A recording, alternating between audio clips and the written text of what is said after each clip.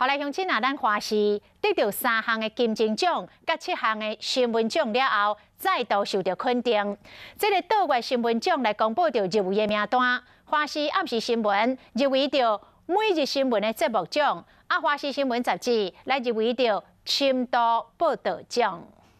大家好，欢迎收看华视晚间新闻，我是连昭慈。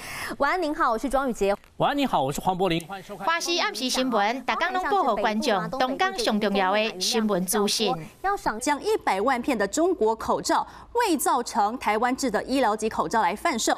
探讨喙暗实名制，为生产端到消费端，透过主播有系统的解说，让观众马上掌握到新闻重点。中国连日来频频军演，画面一概来呈现，让国际重要的大事一看就明了。再加上每一天针对时事议题专题报道，让华视暗时新闻有深度甲看度，所以入围倒月新闻奖的每日新闻节目奖。在评审讨论的时候，就是华视新闻的这个有非常明显的改变。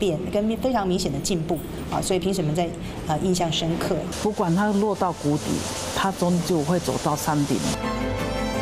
由华视新闻杂志的团队所制作的莫拉克10年的专题报道，嘛得到评审的肯定，入围深度报道奖。我们觉得在精致度上，评审们就是给予肯定。